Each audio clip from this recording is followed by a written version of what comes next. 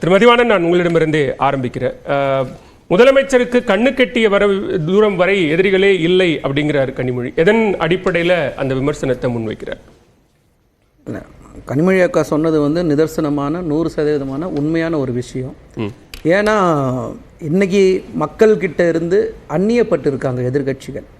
மக்களுக்கு தேவையான திட்டங்களை பற்றி யாரும் பேசுறதில்லை. மக்களுக்கு தேவையான ஒன்றிய அரசுக்கு எதிராக குரல் கொடுக்க வேண்டிய இடத்துல எங்கேயுமே அவங்க குரல் கொடுக்கறதில்ல. உதாரணத்துக்கு RN ரவி வந்து இந்த மாநிலத்தை எந்த அளவுக்கு புறக்கணிக்க முடியுமோ அந்த அளவுக்கு புறக்கணிக்கிறாரு. அது சம்பந்தமாக இந்த மாநிலத்துடைய எதிர்க்கட்சி தலைவராக இருக்கிற எடப்பாடி பழனிசாமி என்ன பேசியிருக்காரு? இப்போது எதிர்க்கட்சியாக திராவிட முன்னேற்ற கழகம் இருக்கும்போது அன்றைக்கு ஆளுநர் அவர்கள் தமிழ்நாடு முழுவதும் வந்து ஆய்வு செய்ய போகிறேன்னு சொல்கிறார். அன்னைக்கு எதிர்க்கட்சியாக இருந்த திமுக மாநில உரிமையை விட்டு கொடுக்கக்கூடாதுன்னு சொல்லிட்டு கருப்பு கொடி காட்டுச்சு. இன்றைக்கி அந்த மாதிரி எதிர்க்கட்சியில் இருக்கிற எடப்பாடி பழனிசாமி ஏதாவது ஒரு இடத்துல பேசியிருப்பாரா? இல்லை அவர் சார்ந்து இருக்க அவருடைய கூட்டணியில் இருக்க யாராவது பற்றி பேசியிருப்பாங்களா? மாநில உரிமையை பற்றி பேசுகிறதே கிடையாது. மொழி உரிமையை பற்றி பேசுகிறதே கிடையாது. ஒன்றிய அரசு இந்த மாநிலத்தை வஞ்சிக்கப்படும் போது எந்த இடத்துலையுமே பேசுறது கிடையாது. அப்படி இருக்கும்போது கனிமொழி அக்கா சொன்னது 100% உண்மையான ஒரு விஷயம் தானே. நீங்கள் மக்கள்கிட்ட வந்து நீங்கள் மக்களுக்கு எதிராக தானே பண்ணுறீங்க, அப்போ மக்களுக்கு துரோகம் தானே செய்கிறீங்க, அப்போ நீங்கள் துரோகிகள் தானே. அதில் எந்த மாற்று கருத்து இருக்க? இருமொழி கொள்கையில் அதிமுகவுக்கு எந்த மாற்று நிலைப்பாடும் இல்லை. மற்றபடி இங்கே இருக்கக்கூடிய மாநில உரிமை விவகாரங்கள், டங்ஸ்டன் விவகாரத்திலேயோ அல்லது மற்ற விஷயங்கள்லையோ அவர்களும் அதே எதிர்ப்பு நிலை தான் எடுக்கிறாங்க. தமிழ்நாடு சட்டமன்றத்தில் கொண்டு வரப்பட்ட தீர்மானத்தை ஏகமனதாக முதலமைச்சரும் அரிட்டாப்பட்டியில் பேசும்போது சொன்னாங்க, அதிமுகவும் அந்த தீர்மானத்தை ஆதரித்ததுன்னாங்க. தொடர் போராட்டங்களை முன்னெடுக்கிறாங்க. இப்ப கொஞ்ச நேரத்துக்கு முன்னாடி வக்பு திருத்த மசோதாவுக்கு தங்களுடைய எதிர்ப்பை பதிவு செய்திருக்கிறது அதிமுக.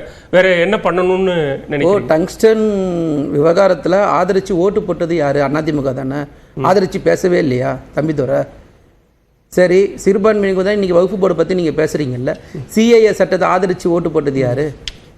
NRC NPR சட்டங்களை, முத்தலாக்கு சட்டத்துக்கு தமிழ்நாட்டில் அந்த திட்டம் கொண்டு வரப்படுகிற காரணத்தால் அது டங்ஸ்டன் சுரங்க ஆலை அப்படின்னு பேர் வைக்கிறோம். ஆனா அது கனிம வள சட்ட திருத்தம். அந்த திருத்த மசோதா கொண்டு வரப்படும் போது அதில் இருக்கக்கூடிய ஷரத்துக்கள்ல ஏற்பட்ட திருத்தத்தின் அடிப்படையில் ஒரு ஆதரவு நிலைப்பாட்டை எடுத்தாங்களா இல்லையா அப்படிங்கிறது டிஸ்பியூட். அது நம்ம டங்ஸ்டன் அப்படின்னு வேண்டாம். இல்ல, நீங்க சொல்ற அந்த மசோதாவில் 23வது ஐட்டமா என்ன இருந்தது? அப்ப நீங்க அதை படிக்காமையே ஆதரிச்சு பேசுனீங்களா? நான் தரேன் கவர்மெண்ட் கெசட்டில் சரி வெளியிட்டதை, சரிங்களா? அப்போ வந்து நீங்கள் ஆதரித்து ஓட்டு போட்டது, நீங்கள் ஆதரித்து பேசுனது நீங்கள். அது மட்டும் கிடையாது. இந்த நாட்டில் சிறுபான்மை மக்களுக்கு எதிராக நீங்கள் கொண்டு வந்த எல்லா சட்டங்களுக்கும் திட்டங்களுக்கும் ஆதரித்தது யார்?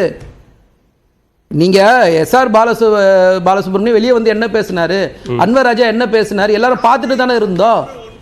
நீங்க இதே எடப்பாடி பழனிசாமி வந்து கூட்டணி தர்மத்துக்காக நாங்க ஆதரிச்சேன்னு பேசினாரா இல்லையா?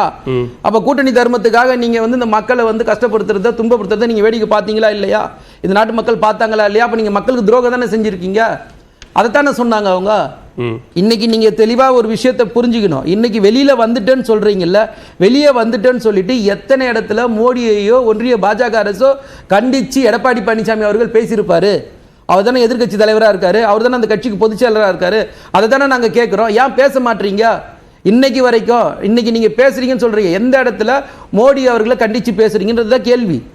அப்போ நீங்கள் பேச தயாராகவே இல்லை. ஏற்கனவே கூட்டணியில் இருந்து நீங்கள் மக்களுக்கு துரோகம் பண்ணது பத்தாம கூட்டணி விட்டு வெளியில வந்துட்டு நீங்க பேசவும் தயாராகவும் இல்ல. இதான உண்மையா இருக்க.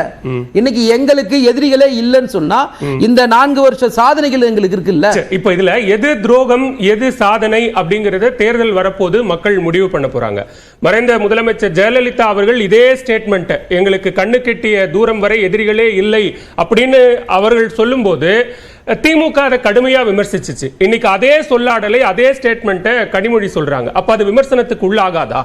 நீங்க சொன்னீங்கல்ல தேர்தல் வரப்போது பார்க்க போறேன்னு சொன்னீங்கல்ல, தொடர்ச்சியா 10 வெற்றி கொடுத்திருக்காங்களா மக்கள்? அது 100% வெற்றி கொடுத்திருக்காங்கல்ல.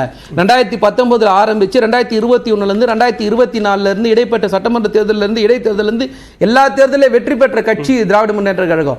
மக்கள் ஆதரிச்சிருக்காங்களா இல்லையா? 75 இடங்களை வெற்றி பெற்று ஒரு கூட்டணி, எதிர்க்கட்சி தலைவர் இருக்காரு, சட்டமன்றத்தில் எதிர்க்கட்சி இருக்கு, மக்கள் மன்றத்தில் எதிர்க்கட்சிகளா செயல்பட்டுக்கிட்டு இருக்காங்க. அப்ப 2021 தேர்தலில் அவங்க வெற்றி பெற்ற நீங்க எதிர்க்கட்சியா செயல்பட்டுன்னு சொன்னா எந்த இடத்துல செயல்பட்டீங்கன்னு ஒரு கேள்வி இருக்குல்ல. RN ரவி வெளியே போறதுக்கு முன்னாடி நீங்க எந்த வெளியே போறீங்க?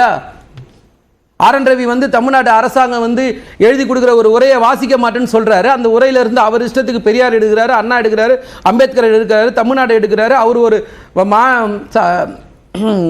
அவருடைய லட்சணியை, தமிழ்நாட்டு லட்சணியை வந்து ஒரு அழைப்பதிலிருந்து வெளில எடுக்கிறாரா இல்லையா அவரு? அதை பத்திலாம் எடப்பாடி பழனிசாமி எங்க பேசினாரு? இதான எங்களுடைய கேள்வி.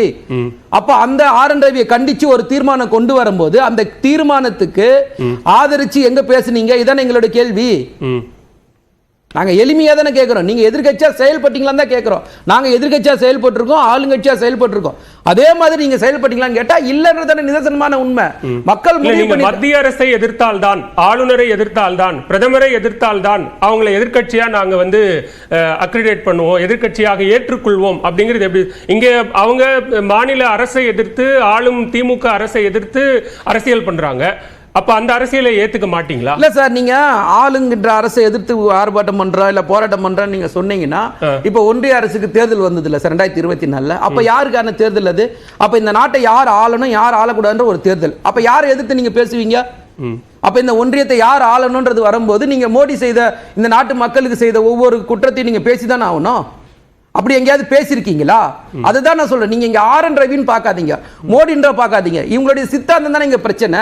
இன்னைக்கு வந்து நீங்க சமைச்ச எதை பேசணும் எதை பேசக்கூடாதுங்கிறது திமுக டிக்டேட் பண்ண முடியாது இல்ல. எதிர்க்கட்சி தலைவராக எடப்பாடி பழனிசாமி இன்னைக்கு இதெல்லாம் தான் பேசணும் அப்படிங்கிற அந்த அவர் இந்த இதெல்லாம் தான் அறிக்கையா கொடுக்கணும் அப்படிங்கிறது திமுக டிக்டேட் பண்ண முடியாது. நீங்க ஒரு விஷயத்தை எடப்பாடி பழனிசாமி ஏன் மக்கள் புறக்கணிக்கிறாங்கன்ற ஒரு விஷயத்தை நீங்க ஏன் உணரலன்னா, இது மக்களுக்கான குரல் கொடுக்கணும்ன்ற இடத்துல நீங்க குரல் கொடுக்கலன்றதுக்காக தான் மக்கள் உங்களை புறக்கணிக்கிறாங்க.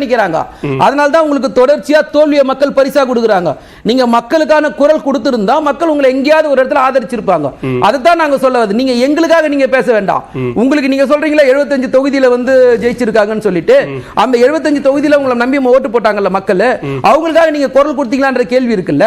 அந்த மக்களுக்கான அரசாங்கம் தானே திராவிட முன்னேற்ற அரசு. அந்த அரசாங்கத்துக்கு தேவையான சப்போர்ட் நீங்க என்ன பண்ணீங்கன்னு தான் நாங்க கேட்கிறோம். சோ எதிர்க்கட்சியா இருந்து திமுக பண்ணதுக்கோ எதிர்க்கட்சியா இருந்து எடப்பாடி பழனிசாமி பண்றதுக்கோ எவ்வளவு வித்தியாசம் இருக்குது. நீங்க தளபதியோட ஆட்சியில நீங்க இந்த கடந்த 4 ஒரு ஆட்சியோட சாதனைகளை நீங்க பார்க்கணுமா இல்லையா? மக்களுக்கான திட்டங்கள் கொண்டு வந்திருக்குமா இல்லையா? அதை நீங்க பார்க்கணும்ல. முதற்கட்ட கருத்தை எடுத்துக்கிறேன், பேசலாம். திரு ஸ்ரீகாந்த் கருணேஷ், இங்க ஒருவர் மத்திய அரசிடம் வளைந்து கொடுப்பார், இன்னொருவர் சாட்டையால் அடித்துக் கொள்வார். இங்க நல்ல எதிரிகளே இல்ல அப்படிங்கிற விமர்சனத்தை, கண்ணு கெட்டிய தூரம் வரை எதிரிகளே இல்லை, துரோகிகளே சூழ்ந்து நிற்கிறார்கள் அப்படிங்கிறார் கனிமொழி. எப்படி பார்க்க? அதாவது இந்த கருத்தில் வந்து சில உண்மைகளையும் கனிமொழி அவர்கள் சொல்லி இருக்கிறார் என்று தான் நான் பார்க்கிறேன். முதல்ல வந்து எந்த கட்சி ஆட்சியில் இருந்தாலும் அவங்க முதல்ல வந்து எதிர்க்கட்சிகளுடைய சித்தாந்தங்களை, எதிர்க்கட்சியின் கருத்துக்களை எல்லாம் காது கொடுத்து கேட்கக்கூடிய ஒரு நிலையில் இருந்தால் தான் புரியும். இதைத்தான் திருக்குறளில் நம்ம பலமுறை சொல்லப்பட்டிருக்கோம், எதிர்ப்பாரே இல்லாத ஏமராமன் கெடுப்பாரே இல்லாமலும் கெடும்னு. இந்த குறளின் விளக்கமாகத்தான் வந்து கனிமொழியின் குரல் ஒலித்திருக்கிறதோ என்று நான் நினைக்கிறேன்.